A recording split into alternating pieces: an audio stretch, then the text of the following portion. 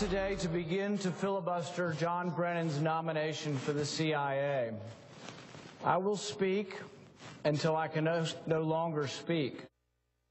All right, as it turns out, Senator Rand Paul can speak for nearly 13 hours. That's one for the history books. But it was the Obama administration's hotly debated drone policy, not really John Brennan's CIA nomination, that kept Senator Paul going. And in the wake of the filibuster, Attorney General Eric Holder sent this response, and I quote, "Does the president have the authority to use a weaponized drone to kill an American not engaged in combat on American soil?"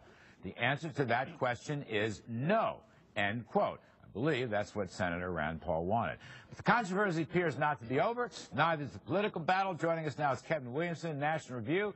He's the author of the forthcoming book, The End is Near, and it's going to be awesome. Keith Boykin and Congressman David Schweikert are back. I also read your piece today in National Review, Kevin, Stand with Rand. I just want to read, there's a second part to this. If the U.S. is under attack, this is from the Justice Department, if the U.S. is under attack, if an imminent threat, President does have the authority to protect the country from that assault. Do you disagree with that? Does Rand Paul disagree with that? I don't think so. It's the difference between a police sniper shooting someone who's holding a hostage and a police officer walking around with a list of people in his pocket that he's allowed to shoot when he sees them. I mean, that's what we're talking about. No one's talking about killing Americans in the heat of combat, whether it's in Tora Bora or somewhere else. No one's talking about intervening and using lethal force when there's an act of terrorism underway. What we're talking about is drawing up lists of American citizens who are greenlit for assassination, whether they're in the United States or anywhere else, and that's just wrong. It's immoral, it's illegal, it's unconstitutional. Well, I agree with that, and I'm glad, right, and Rand Paul stood up for liberty. I mean, I agree with all that, but one last question before I bring everybody, just one last question to you. Let's go back to 9/11. Let's go back to horrible 9/11. Sure.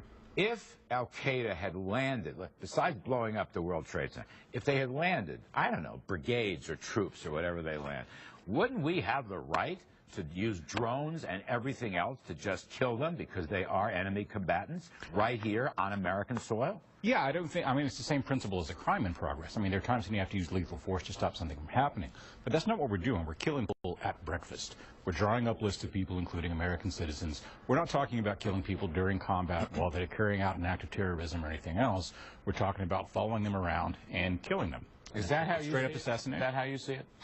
I kind of agree with what Kevin is saying, and I agree with part of what his piece said today, but I think that you're kind of missing the point in this dialogue you two are having, in that I don't really think that what Rand Paul did yesterday accomplished much of anything. I mean, as a political stunt in order to help his 2016 prospects, yes, but in terms of any sort of policy change, there's nothing that happened that was different from the letter that Eric Holder sent today than what he sent on Monday. It was almost basically the same thing. The only thing he's saying is that the president doesn't have the authority to have a drone attack against an American citizen on U.S. soil without due process. Well, that was never a question. It was always a hypothetical in the first place. No one ever thought that was likely to happen. Congressman Schweikert. Look, I'm someone that actually went and sat in the gallery last night for a few hours. So I was there watching this, and I got to disagree with you. The fact of the matter is, with the adoption of new technologies, having a finely articulated what is the use and how does it fit into the constitutional construct is important. You got a two-sentence statement from the Attorney General. That doesn't answer any questions. But no, on the contrary, it does. Why was it so hard? No, seriously, why was it so hard for Eric Holder in the White House to say, we won't use this to kill Americans on U.S. soil? Although the truth is they didn't say any such thing, because Holder's letter was, I agree with Keith on this, it was BS, it was a non-answer, because it said as long as you're not engaged in combat. But of course the president has sole and exclusive ability to define who's an enemy combatant, which we have already done with American citizens who are not engaged in acts of violence. But isn't there a common sense aspect to this? I mean, you quoted Attorney Andy McCarthy, who's been on this show.